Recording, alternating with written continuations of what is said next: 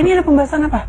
Pembahasan setelah ini adalah Tentang orang terkaya dalam sejarah hidup manusia, tapi dermawan juga, tapi versi berita Islami masa kini. Iya, tapi pemirsa jangan lupa nih, saksikan Bioskop Trans TV mulai tanggal 30 Mei, 2 kali nih tayangnya. Jam 7 malam dan jam 9 malam setiap hari di Trans TV. Jangan kemana-mana pemirsa, tetap di Berita Islami Masa Kini.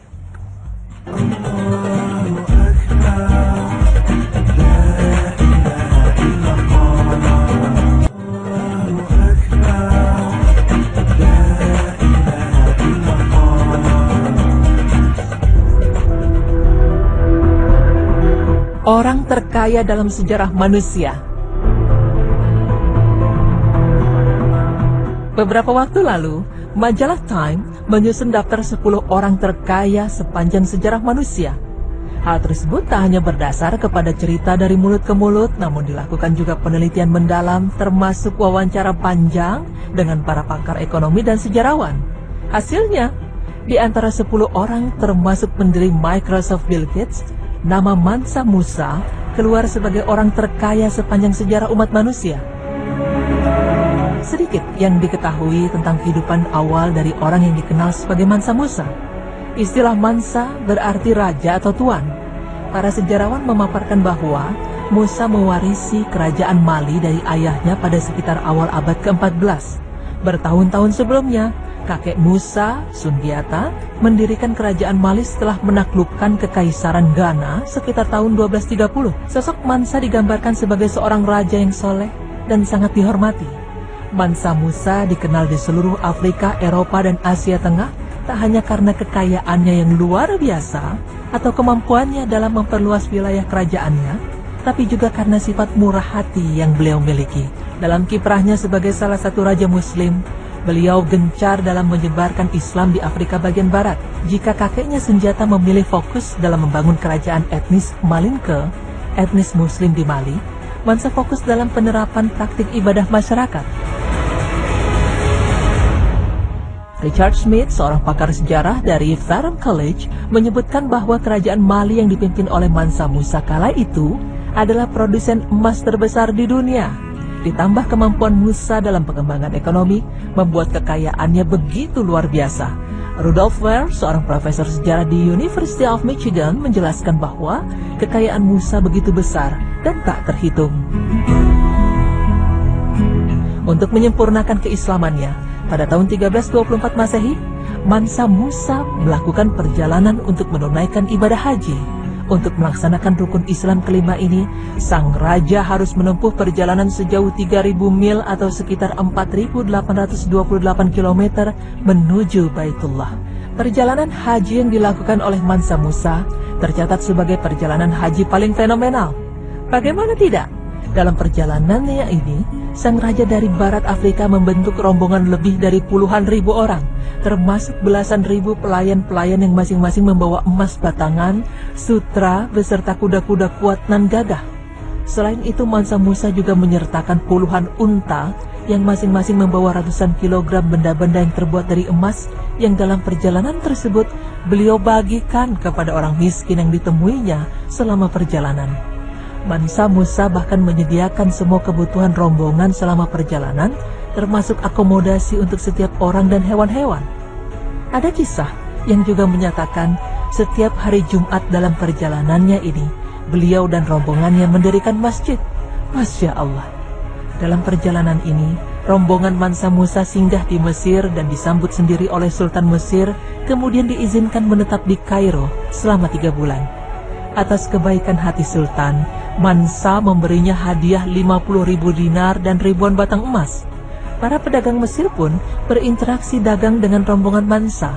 Dan tak lupa, emas dibagikan kepada masyarakat miskin yang ada di negeri piramid tersebut.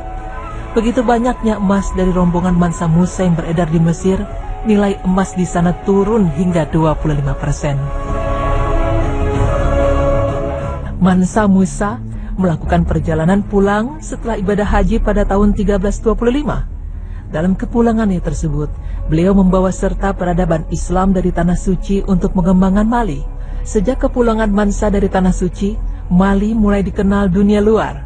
Kawasan Mali mulai tercantum dalam peta dunia pada 1339, bahkan pada pembuatan peta dunia 1375, Mali dikenal sebagai tanah seorang raja yang kaya dengan emas.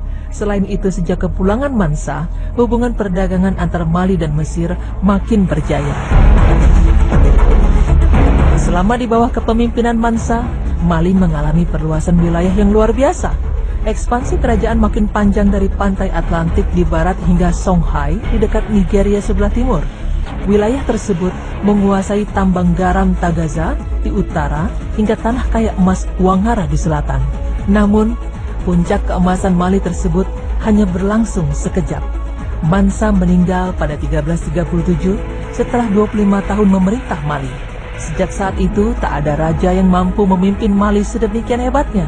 Hingga tiba masa modern di mana banyak negara-negara Afrika termasuk Mali tidak dapat menunjukkan kehebatannya di dunia dan hanya dilihat sebagai negara miskin yang tertatih di kerasnya perkembangan global. Pemirsa beriman, semoga pemaparan kami mengenai Mansa Musa bisa memberikan manfaat serta tambahan ilmu, dan semoga Allah memberikan rezeki yang selalu mencukupi serta kekayaan hati yang lebih lagi. Amin ya rabbal alamin. Hingga Songhai di dekat Nigeria sebelah timur. Wilayah tersebut menguasai tambang garam Tagaza di utara hingga tanah kaya emas Ouaghara di selatan. Namun, puncak keemasan Mali tersebut hanya berlangsung sekejap. Mansa meninggal pada 1337 setelah 25 tahun memerintah Mali.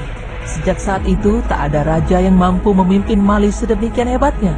Hingga tiba masa modern di mana banyak negara-negara Afrika termasuk Mali tidak dapat menunjukkan kehebatannya di dunia dan hanya dilihat sebagai negara miskin yang tertatih di kerasnya perkembangan global. Pemirsa beriman, semoga pemaparan kami mengenai Mansa Musa bisa memberikan manfaat serta tambahan ilmu, dan semoga Allah memberikan rezeki yang selalu mencukupi serta kekayaan hati yang lebih lagi. Amin ya rabbal alamin.